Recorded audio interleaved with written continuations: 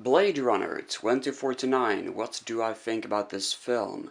Well, first thing first, if you look at the visual design and every camera angle, it looks amazing. Like, it is so goddamn gorgeous.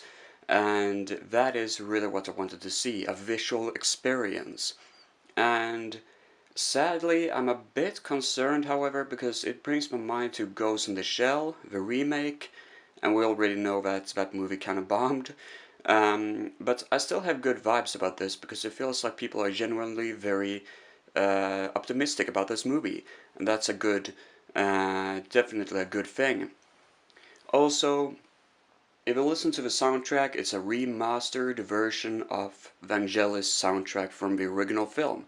That is just amazing. That is really how to capitalize a feeling and an emotion from the original movie. And we know right off when we see this trailer that it is basically for the fans of the original movie first and foremost, and for a new audience second. And that could work good, but could also work bad. We have to end up seeing how it works in the box office. But as it looks in my eyes, it looks pretty goddamn amazing. Now, the environment that the film takes place in jumps between cityscapes, rainy places, Los Angeles, I think it's LA, and then we got these desert areas outside the city. It looks very gorgeous, and we have this greenhouse, I think, which looks pretty, yeah, very exotic. So we jump between different locations, and it could perhaps be a problem with the pacing of the movie, because the original movie was very slow in its pacing, because that was a part of what the film was going to be like. I feel like this film maybe is jumping too much. I'm not quite sure, but we'll end up seeing how this film ends up. I love the new characters. I think it's very important to bring up new characters in the film and not just live on the older ones. And it's good that Deckard is back, but I think it's most important that Ryan Gosling has a main character role.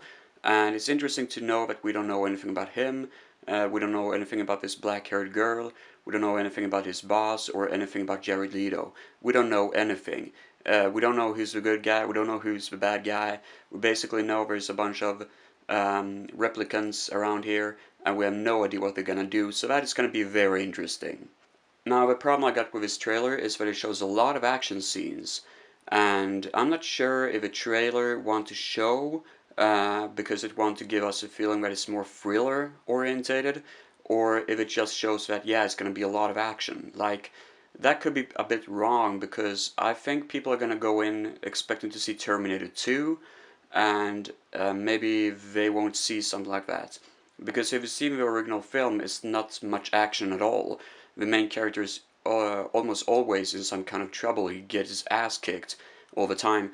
And in this movie, it feels like this time it's a lot more of bigger explosions, kaboom, kabang, you know, that sort of stuff. And it's a bit worrisome because I don't want it to take the entire place of the entire movie. But I don't think that's the case, so maybe I'll end up being happy with the final product. And then I got some problems with Jared Leto. I'm not a huge fan of his acting performance. Maybe because I saw that horrendous fucking film, Suicide Squid, which was awful.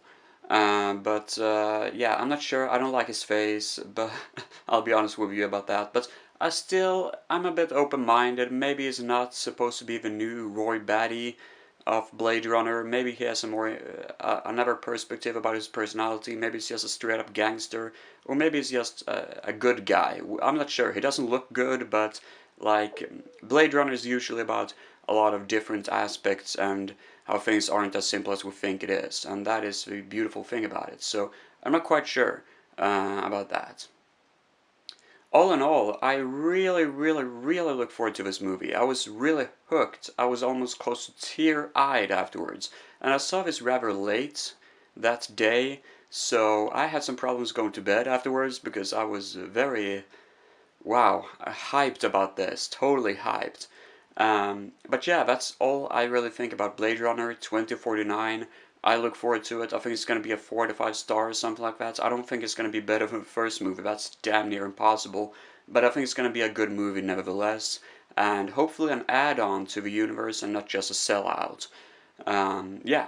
That's all I want to say about Blade Runner 2049. I can't wait for it to come out. Thank you for watching, guys, and take care.